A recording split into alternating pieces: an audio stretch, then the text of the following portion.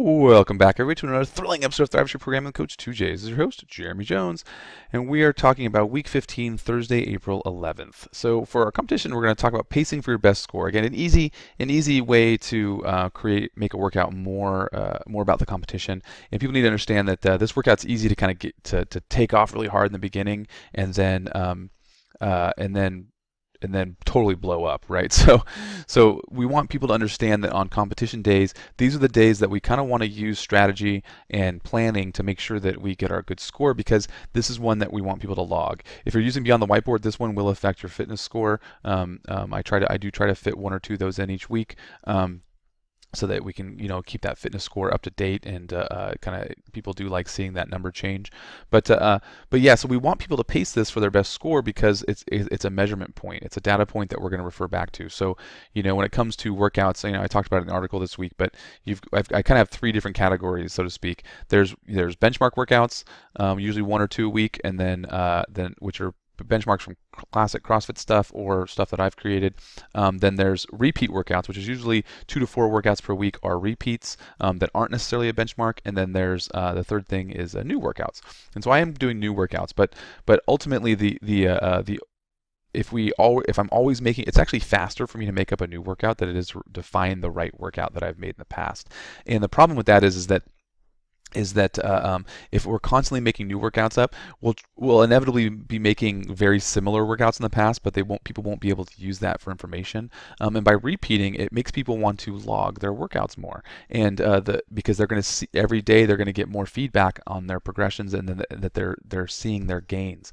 Versus if they're constantly doing new random things, they're not going to see their progress except on certain in certain cases like on these.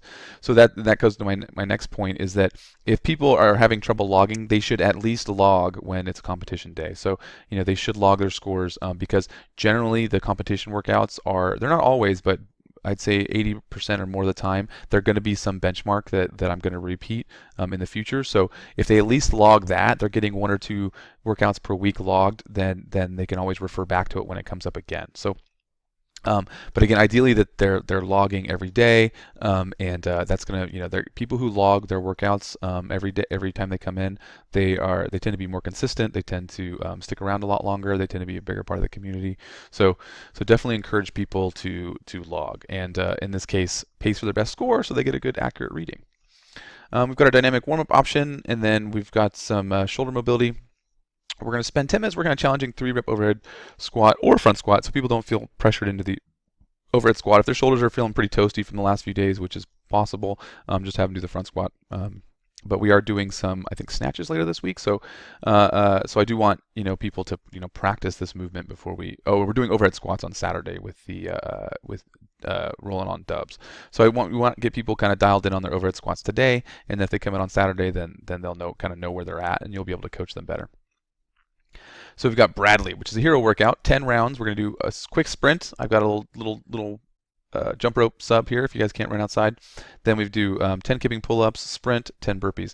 This is a fun workout because it's so short. Each round is so short, and it allows you to go pretty fast. But again, pacing can be an issue. Now, I do recommend people kind of go hard on the first couple rounds, but then they need to make sure they settle down, because usually around set 5, 6, or 7, kind of the wheels start to fall off, because that 30 seconds of rest feels like a lot in the beginning because it's just a short round, but it's not enough to recover. And so then people, if people went too hard in the beginning, those later rounds are really going to suffer. And where you'll see it is people won't be running nearly as fast. They still may be able to do 10 kipping pull-ups in a row, but then and then those burpees, they'll be grinding it out pretty slow.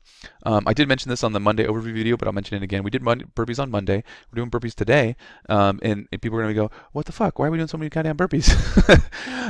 And one of the reasons is Murph. So we don't do burpees in Murph, but we do a push-up, and so this is a way to kind of help people build up a little bit more volume of their pressing movement.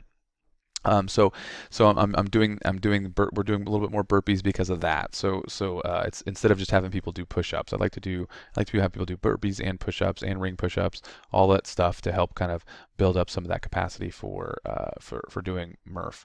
So if people ask, that's what you can tell them. And yay, burpees! Everybody loves burpees. But that's it for today, guys. Thanks a lot, and thrive on.